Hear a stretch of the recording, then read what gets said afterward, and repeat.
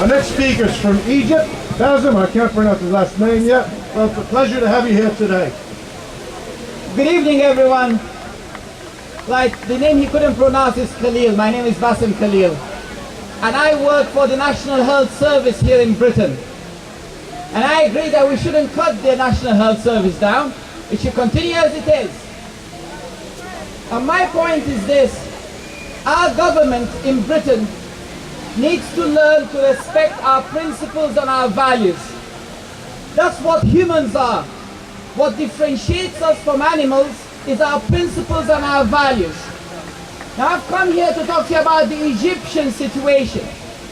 But before we talk about the Egyptian situation, let's look at some of the excuses that we sometimes hear here in Britain. That we can't do this because of the economy. Well, the economy is floundering anyway. We can't do this because of the economy.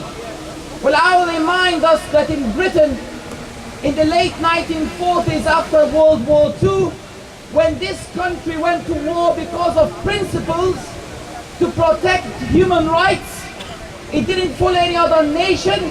Churchill took the decision that he will go to war against Nazi Germany. At the end of World War II, Britain was bankrupt. Yet out of bankruptcy, the people in this country were able to set up the National Health Service, which is free for all. And we want it to remain free for all. So I will not hear any excuses about the economy.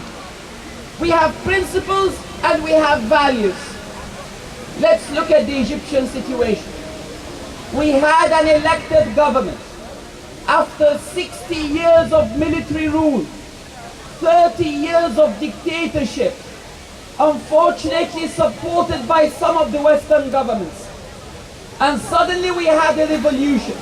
The people spoke and they elected a government. Whether we agree with this government or not, it was an elected government. It can only go out through the ballot and not the bullet. The military organized the coup. It has taken long for our Prime Minister and our Foreign Minister to call what happened in Egypt a coup. It's taken that long. It was easier to deal with the dictatorship. It's not easy to deal with democracy. It's not easy to deal with free people. And now in Egypt, 6,000 dead, 25,000 injured. If in Britain, the British Army was to take over from Prime Minister Cameron, will we in Britain accept that? We wouldn't. That's not the job of the army.